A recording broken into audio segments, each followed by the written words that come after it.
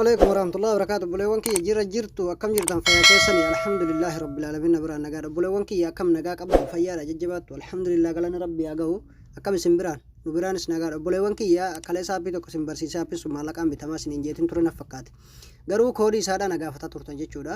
Kanaaf obboleewwan kiyyaa aappii irrallee aappii ajaa'ibaa isinii qabaddeetiin dhufe obboleewwan kiyyaa aappiin kun in argamu jechuudha. Telegiraama kiyyala isiniif hin ka'a. Liinkii telegiraama kiyyaa immoo viidiyoo laaltan san jalaan isinii ka'a yookiin viidiyoo biraadhaa kan agartee angadhiisee ture jala yoo isheentan liinkii argachuu dandeessan. Obboleewwan kiyya warri tiktooka jala jirtan hedduun keessan kalee nagaafataa turtan jechuudha aappii kanarratti waa'ee aappii sanii.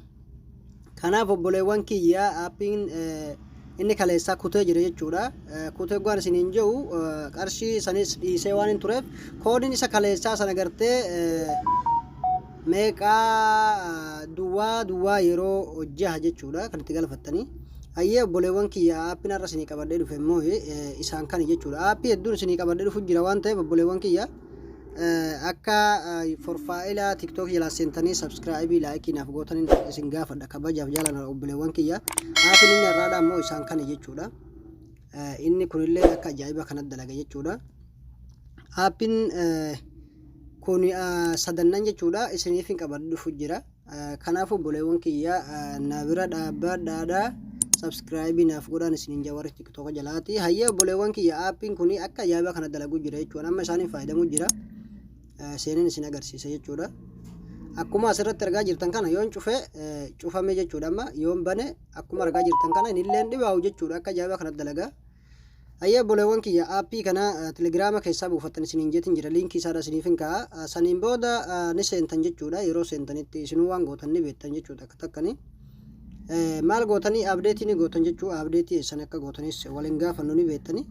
Abdeetii ni gootan jechuudha. Hayyee abdeetii ergaa abdeetii gootanii kaatanii jechuudha. Zeenii kan qarqara gadirratti jechuudha walakkaa isaa jira waan ta'eef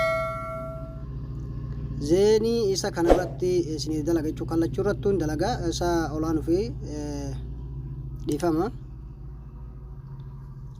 isa kanaa fi isa kanarratti dalaga jechuudha.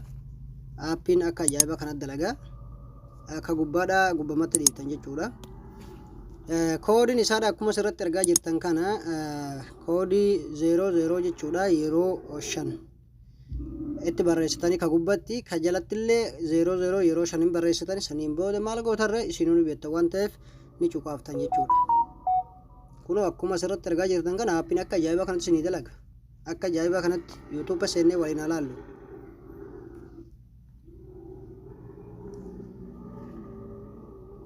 Akkuma asirratti argaa jirtan obboleewwan kiyya aappiin kun wallaahi hedduu tokkollee hin dhibaa'u jechuudha. Akka ajaa'iba kanatti isiniif dalaga.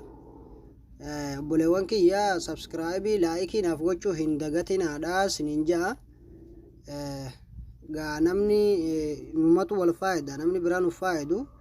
Kanaafuu yoon irratti gadi tuqee waan copyright YouTube nagaa ta'uun gaafatuu fi sodaadhee sila arguu jirtanii akka dalagu jiru. Kanaafuu obboleewwan kiyya na gargaaraadha subscribe like naaf gochuu hin dagatinaan isiniin ja'a. Inshallah kan biraadha kan isaa sana immoo yeroo biraa qabadhee isiniif dhufa inshallah yoo rabbiin jee akkasiiti obboleewwan kiyya liinkii telegiraama kiyya YouTube jalaan isiniif kaa'a jechuudha. Liinkii YouTube telegiraama kiyya YouTube jalaan isiniif kaa'a yookiin viidiyoo kiyya kan achi jala jiru yoo liinkii isaadha gachukaaftanii ilaaltan inni argattanii achiin seentanii buufatuu dandeessanii jechuudha aappii kana. Kanaafuu assalaamu alaikum warahmatullahi wabarakatuh.